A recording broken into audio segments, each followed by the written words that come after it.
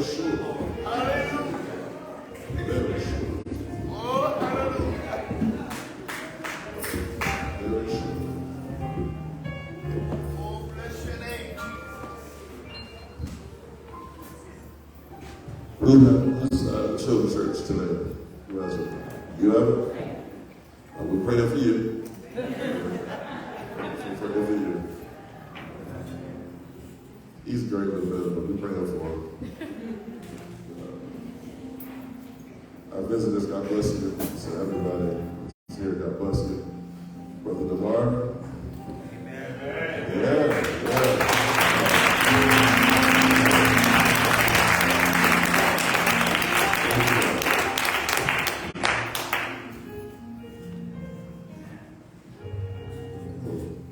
So this Sunday, we're going to officially celebrate 11 years as a ministry.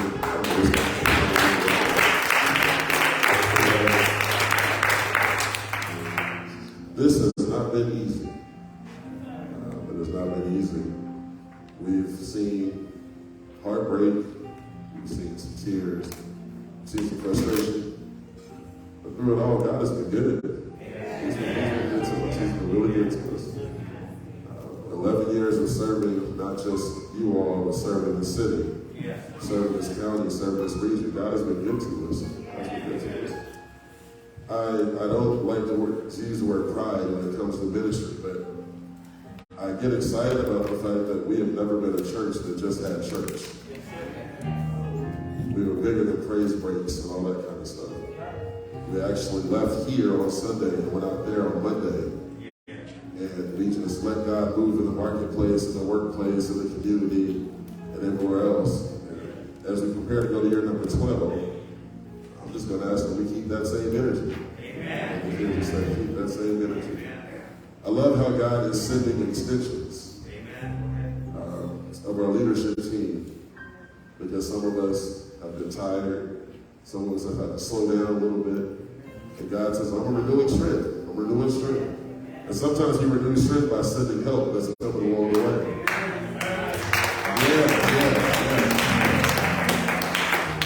And so I am excited about that, because the work is growing. It's growing.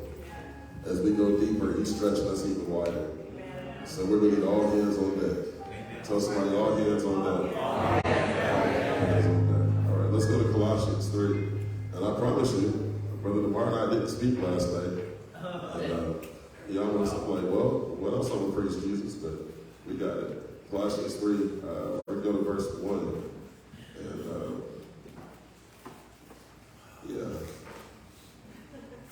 to our visitors, we have a reader in the house. And, we have a reader in the house. And so I'm not going to even try to read, because it's dark today.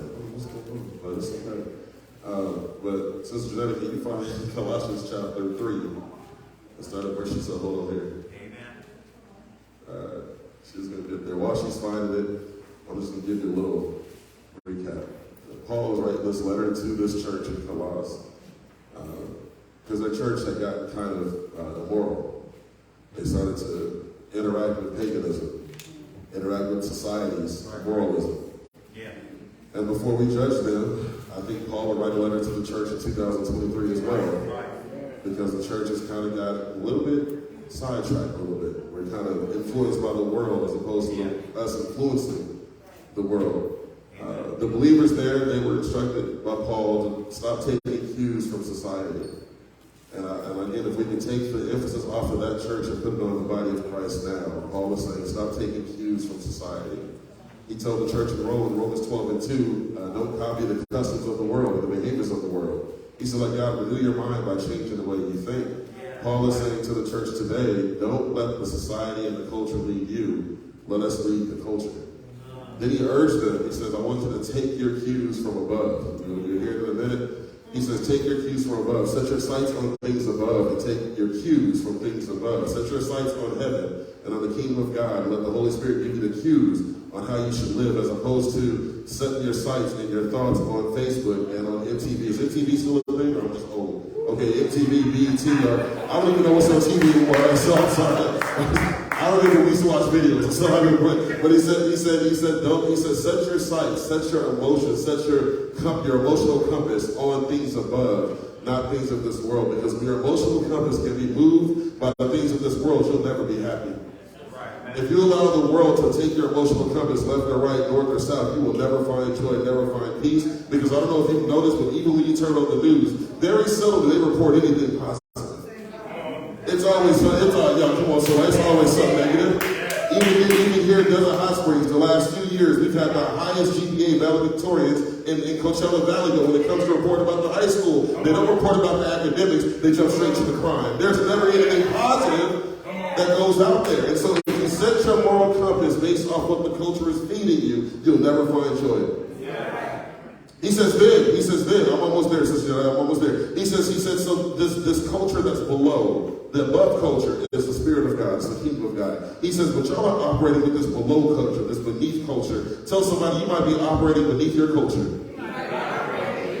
Because this beneath culture that he classified by people that acted out in anger and in rage and malice and in slander meaning defaming other people's character, gossiping about them, filthy language, cussing like cussing like a sailor, and lying. He says, if that's you and you're, mind you, he's writing to the church. He's not writing to the world, he's writing to the church. He says, so y'all come to church on Sundays, but you're in this below culture Monday through Saturday. He said, I need you to stop living beneath your culture. Okay, y'all with me so far? Can you please read verses 1 through, let's just start to 4. Start at 4. Since then you have been raised with Christ. Set your hearts on things above, where Christ is, seated at the right hand of God. Set your mind on things above, not on earthly things, for you died, and your life is now hidden with Christ in God. When Christ, who is your life, appears, then you will also appear with him in glory. Can she read that scripture?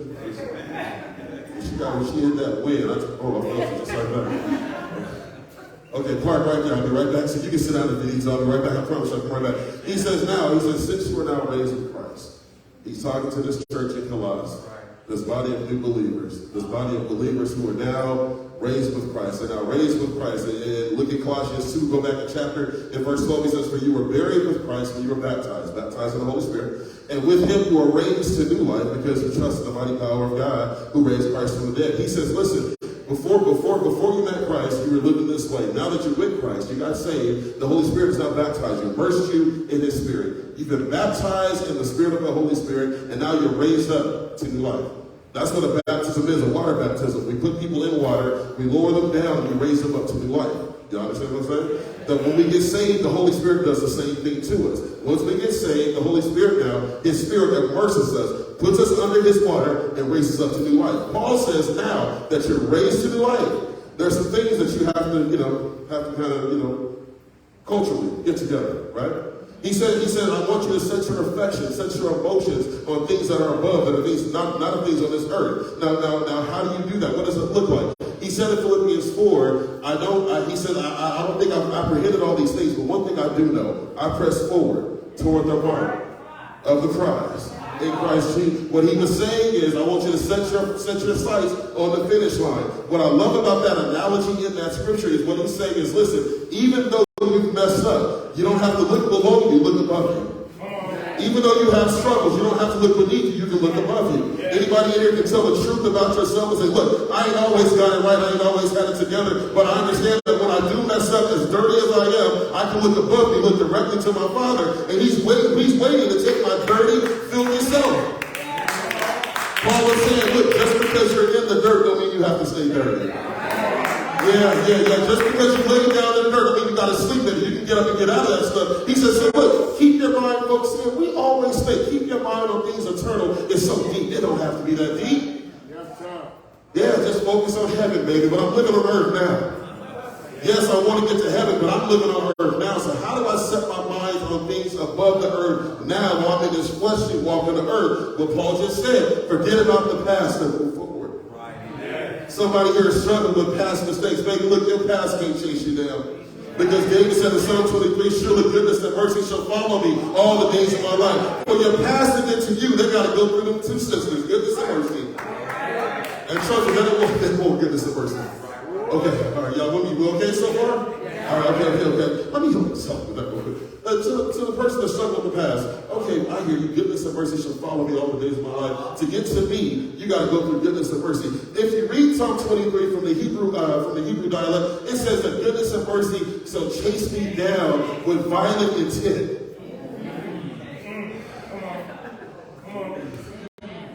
I'm privy to you real quick. 1 Samuel 30.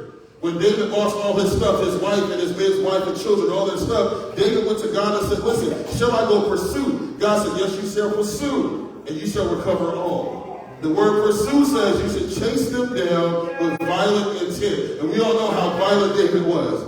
But the same word pursue there is the same word pursue in Psalm 23. It says that with goodness and mercy shall pursue you all the days of your life. What the scripture is saying is you don't have to worry about your past. Not only is good and mercy back there, but they're waiting to fight for you. Imagine jumping in a fight that you ain't got nothing to do with.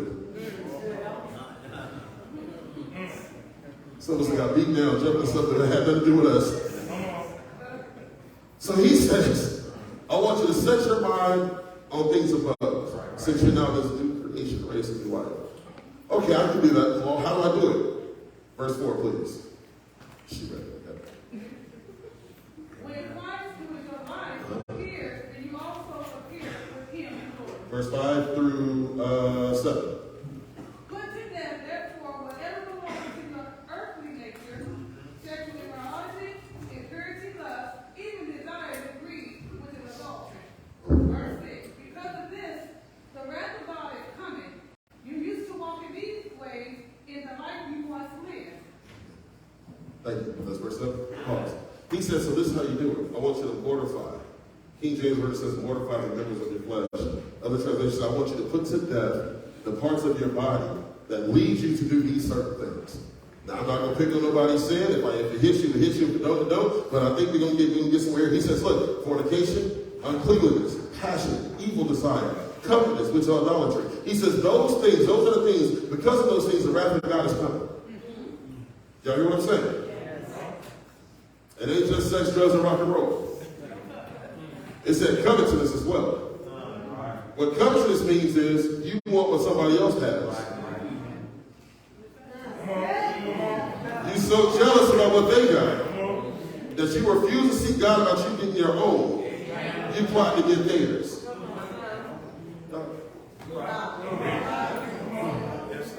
You got your eyes on somebody else's pocket. There's a saying that says, don't let your food get cold worried about what's on my plate. You got your eyes on somebody else's stuff, and God is blessing you with your own stuff.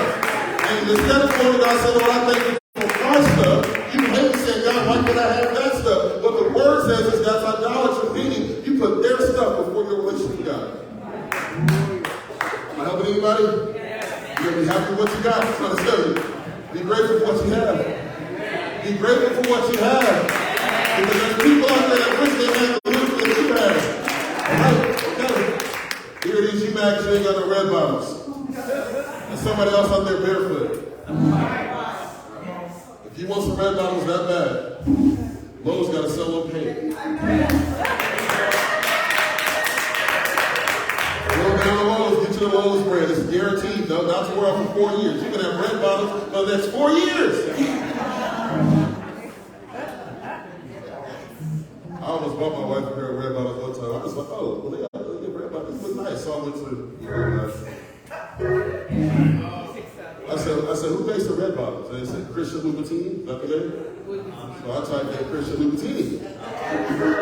The site popped up, y'all, and I clicked on the site, and I typed in the shoe size, and ooh, the blood of Jesus. So now I'm scrolling, looking for the clearance line. I can't find no clearance. I said, all right, baby, you can get some red there. We get red, but you can get some red. He says, now that you've mortified, you've killed the members of your body. Killed them. I mean, cut them off. It means ask the Holy Spirit to control you. Y'all hear what I'm saying? If your eyes lead you to sin, ask the Holy Spirit to control your eyes. Subject your eyes to the power of the Holy Spirit. Y'all see what I'm saying? If your hands lead you to fight,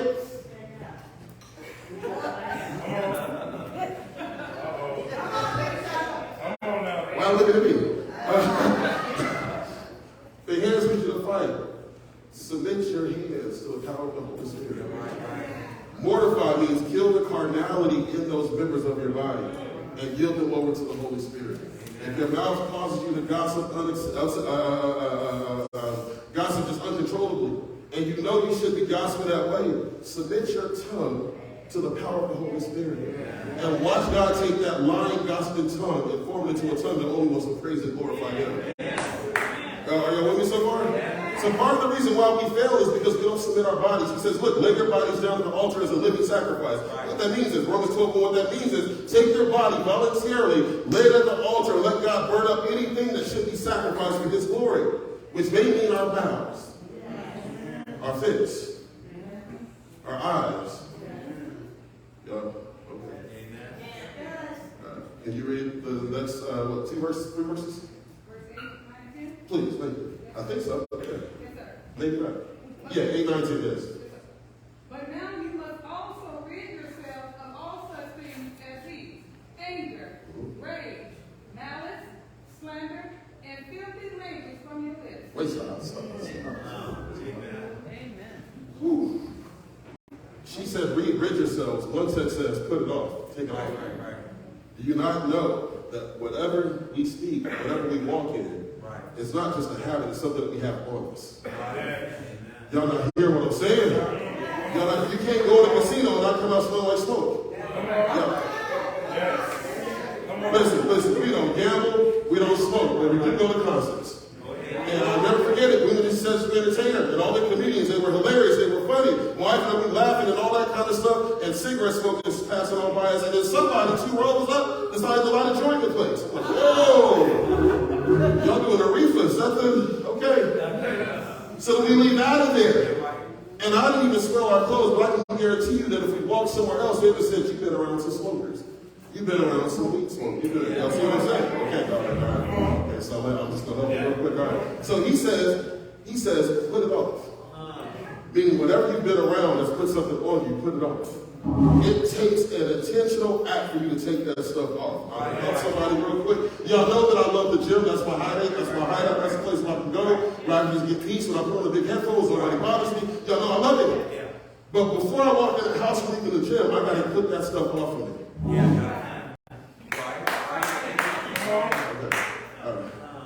When I go to the gym, I'm not gentle. I'm not nice. I'm not compassionate. I am when I walk in the door. By the time that pre-workout kick in, and that music get the banging, it's violence. All violence. I'm saying that too, all violence. So then when I get in the car, it's still violent, because I'm still all that kind of stuff. But when I get home, before I get out of the truck and walk in the house, I need to take that stuff off of me. Okay. Could you imagine I walk in the house like, oh! Here come look at it. Give me a big gun. Oh! Caleb, hi Dad.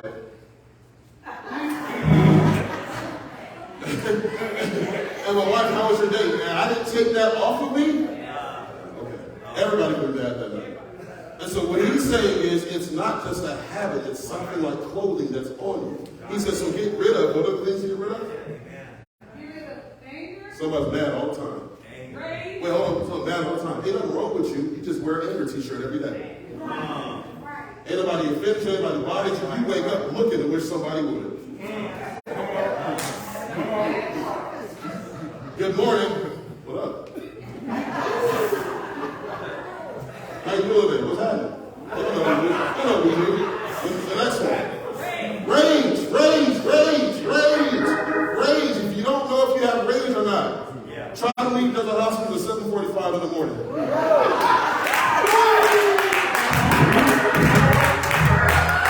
You're going to find out quickly if you got a rage this or not.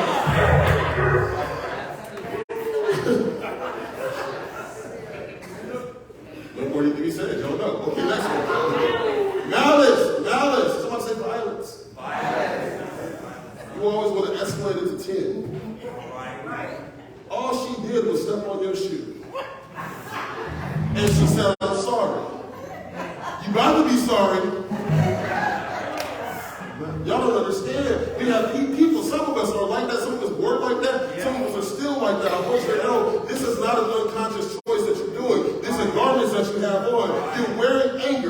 word malice, get word. What's the next one? Slander. Slander. Wow.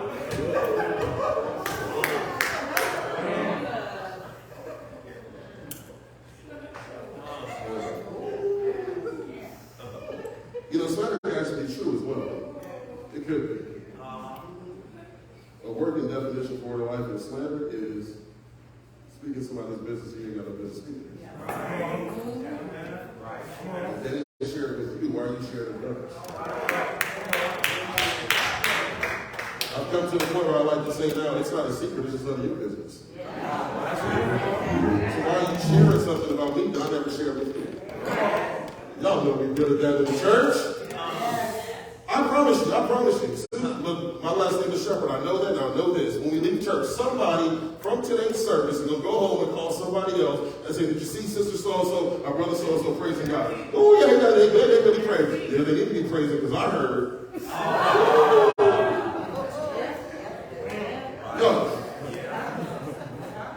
Y'all got to be careful and discerning. That's right. If you run into a believer that always got dirt on everybody, you understand that only to get dirt, you got to lay in dirt. What's the next one, please, before they put me out of here?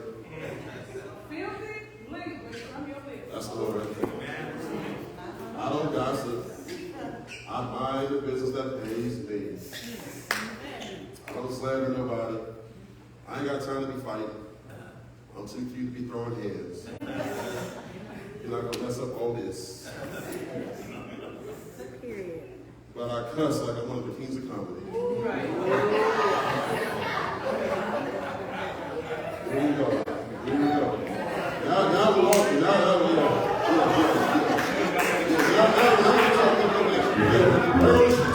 See, there's certain things we just get too old to do.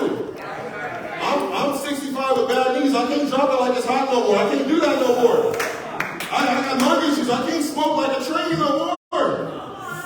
But cussing never expires. Woo! And I got news for you. If you are a perpetual cusser, it ain't because you stepped on the Lego. It's because you wear a cussing outfit. And that's just who you are. Now here's the good news. Whether you cuss, anger, malice, rage, or any of the other things you listen, there's grace for you. The good news is God is not. As a matter of fact, just be honest and tell your neighbor, God's not through with you yet. You ain't got malice. Yes, you cuss a lot, but God's still working on you. You get angry like God's still working on you, but you have to make a concerted effort to take it off. Come on now. Okay, we good? Y'all smiling now. Okay, cool. All right, can you read the next 3 verses, please? Verse 9. Do not lie to each other. Come on now. If you have taken off your old self with its practices and have put on the new self, which is being renewed in knowledge in the image of its creator. He said, finally, don't lie to each other. Right. The truth amongst each other. One of the worst things that can break up a family is lies. Because what happens is, one, you either forgot you told the lie. And then you try to say something else. No, that ain't what you said 4 weeks ago. 2, somebody is bold enough in the family to confront the lie at the Thanksgiving table. Y'all done seen the movies. Y'all done seen the movies. You'll be in the church cookout. We have to pick that. Tell her what you said about her last week. We're going to be free in Jesus today. Tell her what you said. Keep that same energy, right? He said, stop lying to each other. What I learned, and this is not, because y'all don't like twins. What I learned being married is the less you lie, the more you got to try and clean up. And usually the person you're lying to already know you're lying anyway. That's it right there. Yes. Right. Marriage. She used to call me while I was at work, and I'm just under a tree. So I was doing pest control. I finished early. I knocked out 20 houses in 2 hours. She had worked for 8, 9 hours. I'm just sorry for me. But I knew I couldn't go home because she would come from work and say, "You've been in the house all day." No, I ain't. The stuff is moved around like then the way she left it. So then she called me like, what you doing? Oh, I'm working. Oh, you working? I'm under a tree sleeping. Head around the park. Wake up, fix my voice real quick. Do you not know that eventually, not only that I told so many, I forgot I told them. So we started having all the while I was laughing real good right now too. And after a certain conversation, she said, wait a minute, but I thought you said it.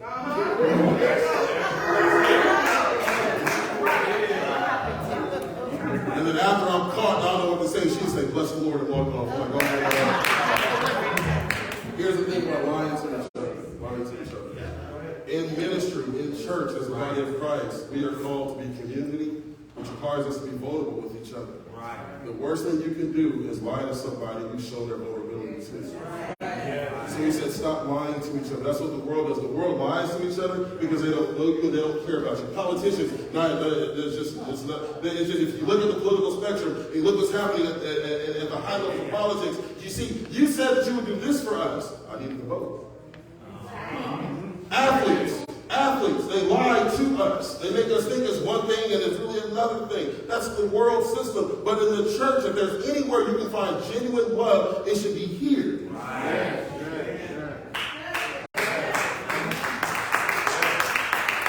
So I've gotten to the point where if I can't tell you the truth, I'm just going to say no comment. I'm going to plead the fifth. Right. I'm going to change the subject. But I'm not going to put myself in a position to lie. Right? Okay. So he says now, take that off. Take those clothes off, right? Now he says, but put on something. Now when he says put on, you guys ever watch Gilligan's Island or Batman, any of that kind of stuff? You guys remember quicksand? Yeah. Quicksand? Yeah. Is quicksand real? Yeah. It really is? Okay, because I've never seen it as an adult. But I watched Gilligan's Island, I watched Batman, and then especially Batman, when they get caught in the quicksand and they're sinking, and Robin says, holy whatever, Batman, what are we going to do? Right? And they sink in the quicksand. It goes to commercial break, and you just know they're going to die. And the show ends, and they come back the next week. It never shows how they got out the quicksand. But they got out. Y'all ever seen it? You never show how they got out. They just got out. But when he says put these things on, he says immerse yourself into them. He's saying get in them like quicksand. Let them engulf you, pull you down under, and grab you all the way around to the point where you are restricted in your movement. I says, put on. Can you go put on? Put on. The next the verse is it 12? 10, verse 10. And have put on the new self, which is being renewed in knowledge in the image of his creator. Okay, let's go 11 through 14. Here there is no Gentile or Jew, circumcised or uncircumcised, barbarian, Scythian, slave or free, but Christ is all, and is in all. Therefore, as God's chosen people, holy and dearly loved, clothe yourselves with compassion, kindness, humility, gentleness, and patience. Wait a minute. He said, what? Put on what? He said, put on kindness, tender mercies, kindness, humility, meekness, long suffering, bearing with one another, forgiving one another. I'm going to stop right there. When you get up every day, he says, put these clothes on. Right. Yes. And here's the problem. If you just look at it from the English vernacular, you think you have a choice to take them off. That's why the Greek says sink into them, like quicksand, where you can't get out and you feel like getting out. Because if I put on this suit, I'm going to take this suit off and put on my sweats and go and do what I do. He says, but even when you take this off, you got to keep this on. Okay. Even when you take off your blouse today, you got to keep these things on. Yeah. Y'all hear what I'm saying? He says, so listen, he said, I want you to put on tender mercies. Have a soft, compassionate heart for each other. Yes. Ooh. We said this a couple weeks ago. Right. He didn't speak to you. Don't be offended. Right. Maybe he's having a bad day. Right. Maybe he just found out that he's got COVID. I don't know, whatever it is. Maybe he didn't intentionally overlook you, or maybe he just didn't see you. But at the end of the day, to have a tender heart, a soft heart, a compassionate heart.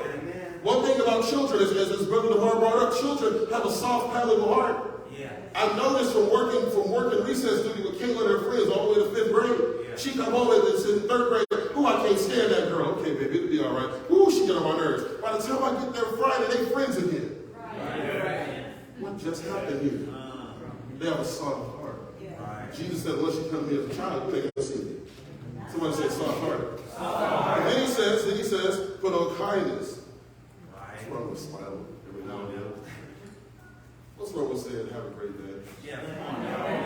What's wrong with saying thank you after somebody does something for you? What's wrong with saying please? What's wrong with just giving a genuine compliment with no shade attached?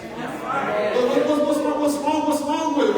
What's wrong with walking up to her and saying, it does not make your life any less bright to let somebody else shine? You're not dimming yourself. You're just like, there's nothing wrong with that.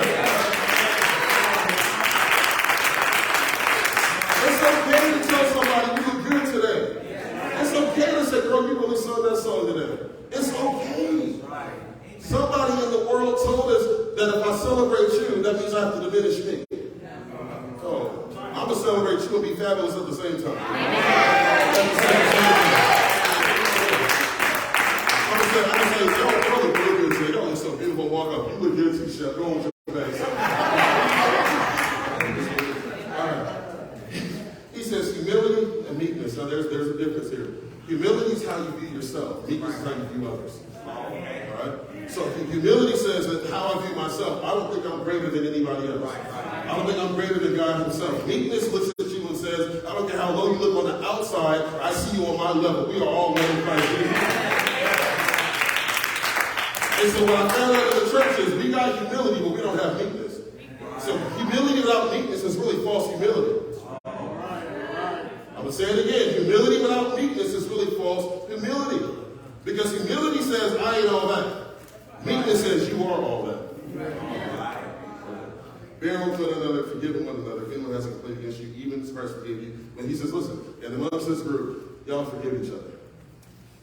Rick Morris said, I forgive for 3 reasons. 1, because I need God's forgiveness. 2, because I've offended people. And 3, so I don't offend people again. Amen. If you have breath in your body, you're going to upset somebody. It's not, it may not be intentional. Somebody just be rubbed the wrong way by the fact that you're just happy all the time. Whatever it is, it's up to you, me, the believer, to go to that person to make it right. Okay. Can you read verses 14 and 15? And over all these virtues, put on love, which binds them all together in perfect unity. Let the peace of Christ rule in your hearts, since as members of one body, you were called to peace. And be thankful. I'm going to close out with these 2 things. He says, 1, above all, after you get dressed, above all, put on love. Love. Not just like, but love. This type of love is, I think we went over this a few weeks ago, the Bible gives us 4 types of love. There is storge love. That's the love that a parent has to their child.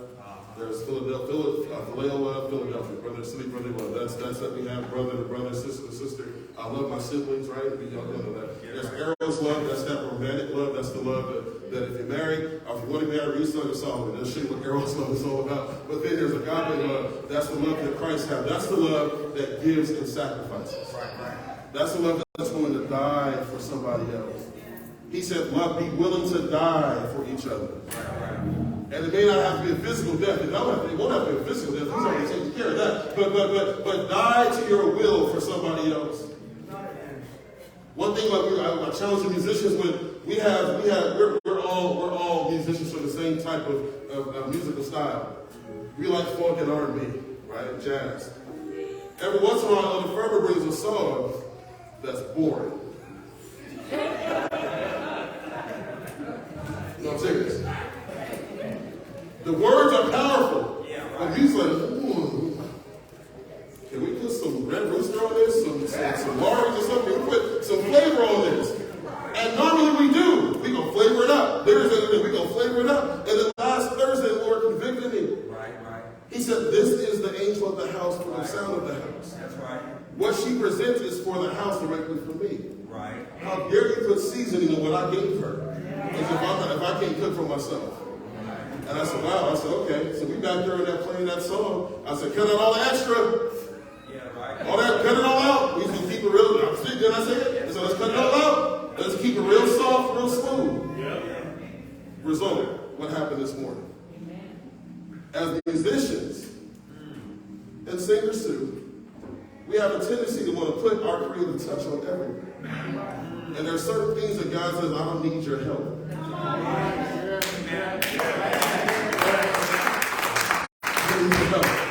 And so when I say sacrifice, that kind of love, meaning be willing to lay down your will to smooth and funk a song out.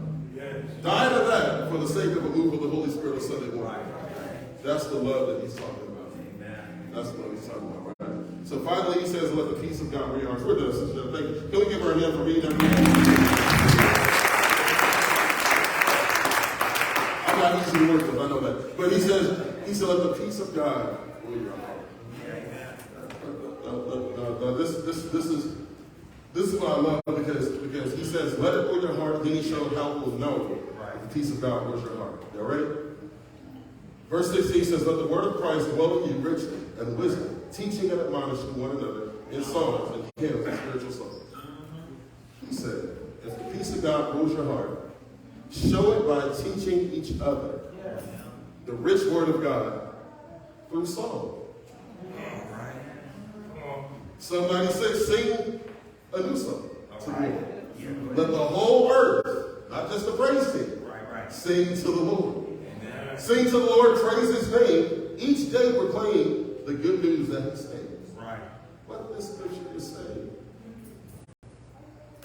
Let the peace of God guard your heart and show that the peace of God is in your heart by singing about his praises all day, every day. I don't know about y'all, but I cannot sing.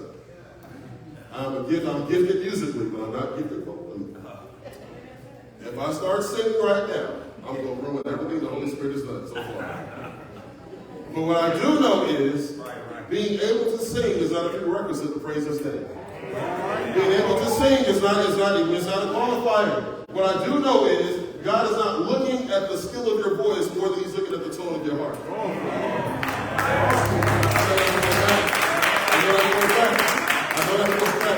And so when the praise leaders and worship leaders up here singing, they're asking you to sing along. Don't think that you can't because you can't. No, you can because you can.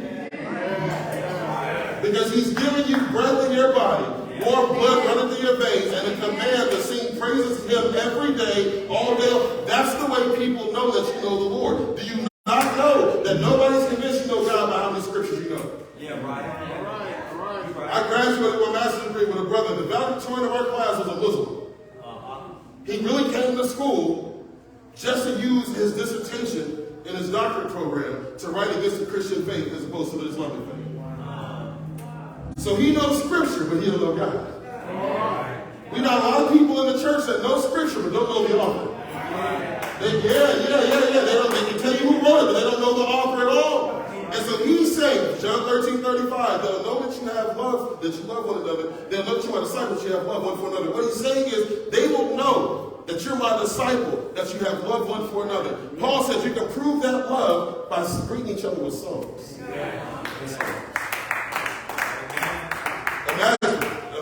Imagine if we just started singing. Just started worshiping.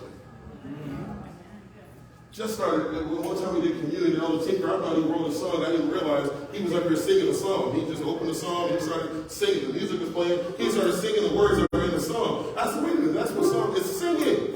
Imagine if we just open up in song whenever the enemy attacked us.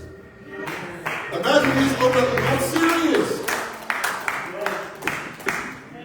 Paul encourages us as new creations to take off the world and put on the kingdom. Seek ye first the kingdom of God and his righteousness, and all the things that we worry about will be added unto us. But part of seeking him, now this is the one I forget. Once you seek him, you have an obligation to put the stuff on, because if you seek him, you're going to find him. So once you seek him, he's already there. He's going to say, now put this stuff. Now just imagine. Tomorrow morning, you get up for work, you're running late, you jump in the car, get to work just to clock in on time, only to find out that you're still in your pajamas.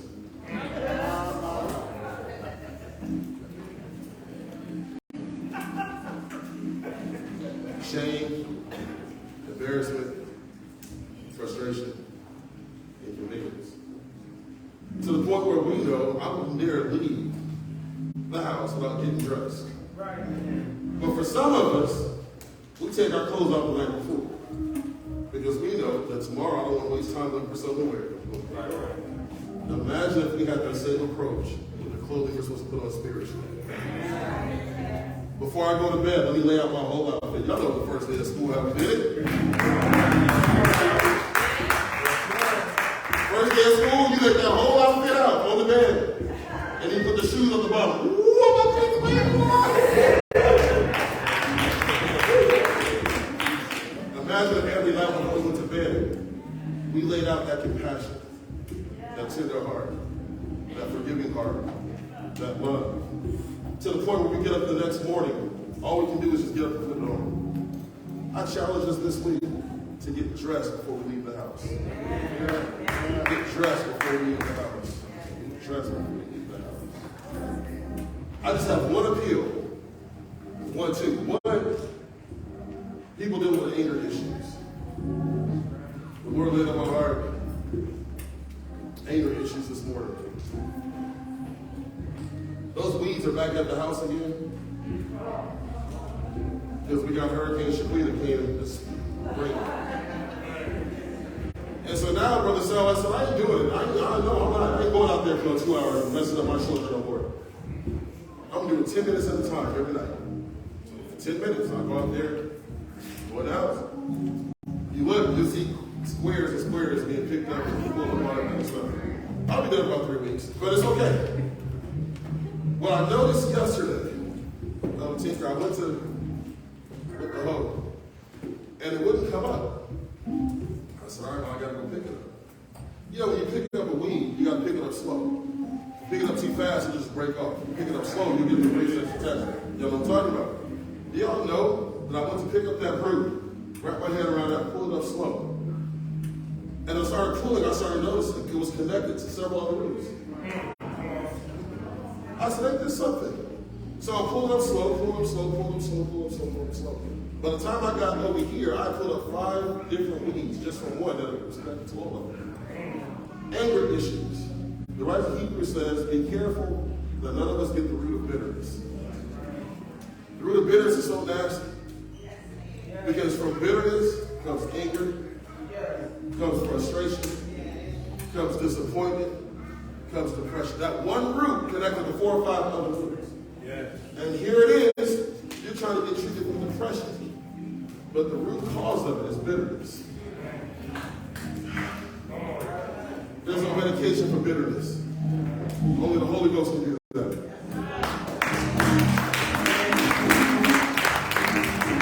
So if you're dealing with anger today, and you're not ashamed to stand and say, it's me, I'm the one that's dealing with anger, would you please stand? Please stand. There's one that stood. Is there another? There's 4 in the house. Is there 5, 6, 7? That's all right. 7. Is there another? Is there another? Don't miss your opportunity to start your deliverance process right now. It may not come instantly, but the Bible says as they went, they were healed. Some will get free right now. Some will get free next week. But as they went, they were healed. Is there another? You're struggling with anger. You can't control it. Every day you think about something that you want to do to somebody. You know you shouldn't be doing it. Every day you think about something you want to do to yourself and you shouldn't be doing it. Every day you wake up and you're frustrated because life isn't adding up. Disappointment is starting to set in. I see you. Understand that the same God that delivered me from anger is able to do it for you. He's not a respecter of persons. He's the same God yesterday, today, and forever. God wants to take your anger. Remember I said submit it to him. He wants to take your anger and use it for his kingdom. Ask me how I know. Paul was an angry man. God met him on the road to Damascus, and that same anger that Paul had killing Christians, God turned around. He was angry at the kingdom of darkness. Samson was an angry man. God took that anger and flipped it for his glory. David was an angry man. God took that anger and flipped it for his glory. God is saying that I'm not here today. I'm not mad at you. I'm just trying to redirect your energy. The anger that you have right now, he's going to use it for you to chase demons out your neighborhood. For you to chase demons out your neighborhood. For you to chase demons out your workplace. They're standing. If you're not standing, you need to be pray. Come on, let's pray. Father, we thank you for exposing this root of bitterness that as a byproduct has produced anger in the lives of these that are standing. God, like you've done for so many of us here, Lord, we pray that you take this anger from us and flip it for your energy. What the enemy meant for bad, God, we know you can turn it for good real quick. And so, God, we lay the anger, we lay the malice, we lay the plans of the plots, we lay the thoughts, we lay the desire for revenge at your feet right now. We submit all things to you, God. We take those off and now we put on your forgiveness. Yeah, we put on your compassion. We can put on your soft heart. We put on your patience. Lord, because you know, you said that if we be still, you'll fight our battles for us. And so, God, take the person and the offense out of our spirit and let us see the soul of that individual. But more importantly, restore the joy that's in our heart. When that root gets pulled up, God, restore it with joy. Joy everlasting. So where we won't look like what we've been through. We won't look like the anger that tried to take us out. God, we thank you right now. And Satan, we serve you notice. You can't have these. They surrendered this anger. And on today, they make plans to restore and to reconcile. In Jesus' name, amen. I just said, you want to remind me of something. Jesus said, Father, forgive them, for they don't know what they do. The people that brought harm to you, if they knew who you were in God, they never would have did it in the first place. But you got to understand how valuable you are to God. You are so valuable to God that he allowed, somebody say he allowed. He allowed someone close to you to steal your joy. It wasn't to give the devil glory, but it was to bring you closer to you. God has a way of exposing flaws in our life. Root pulling up hurts. It hurts because if you look at my yard right now, it causes damage to the soil. So when a root is pulled up, it causes damage to the life. But God is saying, I'm able to heal that broken heart. And then show you why I allowed it to hurt you the way that it did. If they knew who you were, they never would have done it in the first place. But here's the great thing. Now you get to show them who you are. Because when God heals you, you got to pray for them like you've lost your mind. You're going to pray for their deliverance. You're going to pray that their soul gets right with God. And you're going to pray that he shows them who you are in his will. Trust me when I tell you. Trust me when I tell you. He's able. Does anybody know that he's able?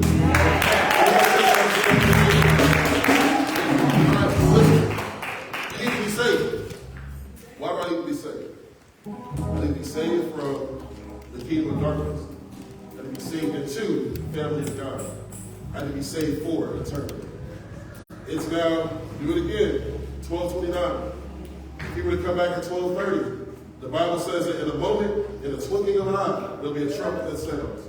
When that trumpet were to sound right now in the next 45 seconds, the Bible says that those of us that are in Christ will be caught up in the air to meet him and those that have passed on.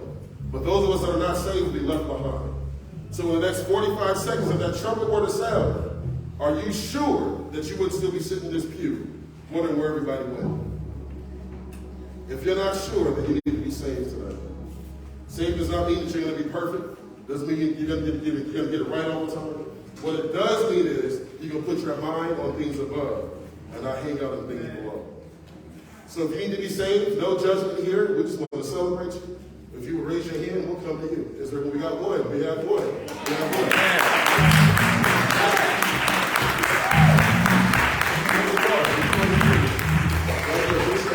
Is there another? Now y'all should celebrate more, but there's one of them.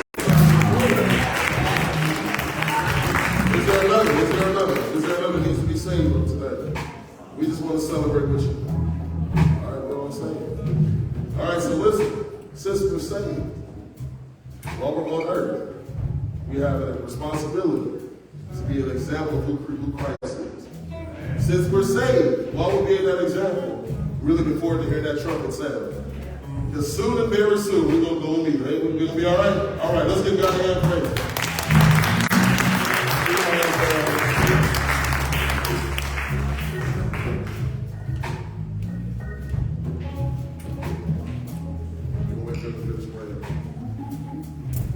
I was just telling the preacher is going to give us our benediction today. So go ahead and pray. Come on, let's give him a hand.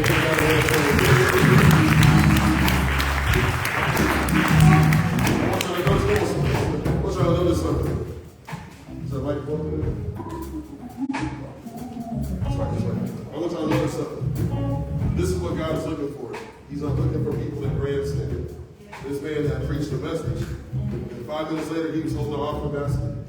45 minutes later, he's leading somebody to Christ. And now he's getting ready to give us our benediction. See that? I don't say that to pump him up and say all that. I don't say that to pump him up. I'm saying that to say for all of us here, regardless of what your primary responsibility is on Sunday, we have an obligation to feel the need, whatever it is. Amen? Amen. I hope you've been blessed this morning. Amen.